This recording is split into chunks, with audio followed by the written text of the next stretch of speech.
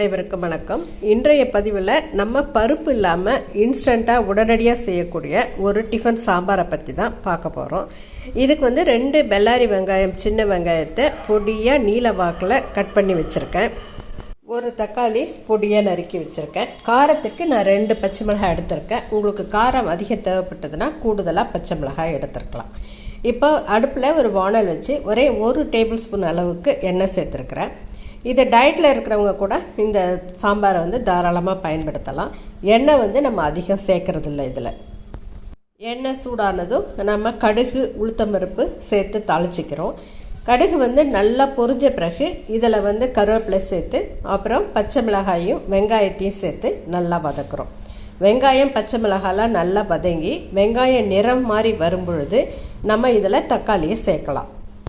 வெங்காயம் நல்லா கண்ணாடி பதத்துக்கு வந்ததும் தக்காளி நறுக்கி வச்சுருக்க தக்காளியை சேர்த்து நல்லா குழைய வதக்கணும். இந்த நல்ல முறையில் வதக்கிறது தான் இதுக்கு சரியான பதம். நல்லா வதங்கின பிறகு இதில் நான் இப்போ ஒரு 1.5 டம்ளர் அளவுக்கு தண்ணி சேர்த்துருக்கேன். இந்த சாம்பார் நம்ம நீர்க்கு, அதாவது தண்ணியாக தான் வைக்க போகிறோம். அதனால் தண்ணி அதிகமாக சேர்க்குறதால தப்பு இல்லை.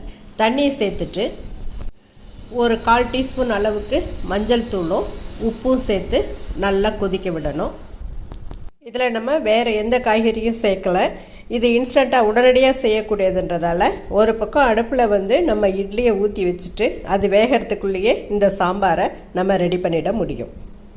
வெங்காயம் நல்லா வதங்கின பிறகு தான் நம்ம தண்ணி சேர்க்குறதால சீக்கிரமே இது வெந்துடும். நம்ம வீட்டுக்கு திடீர்னு விருந்தினர்கள் வருகை இருக்கும்பொழுது அதை சமாளிக்கிறதுக்கு இந்த மாதிரி ஒரு சாம்பார் நம்ம செஞ்சால் அது அவசரத்துக்கு கை கொடுக்கும். இப்போ இந்த கலவை நல்லா கொதிச்சிட்ருக்குது. இது கொதிச்சிட்ருக்க டைம்லேயே நம்ம ஒரு பாத்திரத்தில் 2 பெரிய டேபிள் ஸ்பூன் அளவுக்கு நான் இப்போ கடலை மாவு எடுத்துகிட்ருக்கிறேன். இது ஸ்டோர் பாட்டு தான். உங்கள்கிட்ட சப்போஸ் கடலை மாவு இல்லைன்னா கடலை பருப்பு இருக்குது இல்லையா, அதை லேசாக வெறுவானலில் வறுத்துட்டு கூட நீங்கள் பவுட்ரு பண்ணி அந்த மாவை கூட பயன்படுத்தலாம். நல்லா கட்டி இல்லாமல் கொஞ்சம் தண்ணி ஊற்றி கரைச்சிக்கிட்டு இந்த கரைச்ச கலவையை கொதிச்சிட்ருக்க கலவையோடு சேர்க்கணும். இதில் கட்டி இல்லாமல் சேர்க்கணுன்றது தான் முக்கியம். இந்த கடலை மாவை கரைச்சி விட்டு அந்த பச்சை வாசனை போகிற அளவுக்கு அது நல்லா கொதிக்கணும். 1 நிமிஷம் கொதித்ததுமே நல்லா ஒரு கைப்பிடி அளவு கொத்தமல்லி, நான் நாட்டு கொத்தமல்லியை பயன்படுத்தியிருக்கேன். இதை சேர்க்கும் பொழுது வாசனை நல்லா தூக்கலாக இருக்குது. நல்லா கிளறி விட்டு இறக்கிட வேண்டியது தான். இப்போ பயன்பாட்டுக்கு தயார். இட்லி வெந்துடுச்சான்னு பாருங்கள். இப்போ இன்னொரு அடுப்பில் நம்ம ஊற்றி வச்சுருக்கிற இட்லியும் கரெக்டாக வெந்து இதுக்கு பதத்துக்கு வந்திருக்கும். அவசரத்துக்கு பருப்பு வேக வைக்கிறதுக்கு நேரம் இல்லாதவங்க இட்லி வேகிற நேரத்துலையே இந்த உடனடி சாம்பாரை தயார் பண்ணிட முடியும். ரொம்பவே சுவையாக இருக்கும் சூடாக சாப்பிட்றதுக்கு.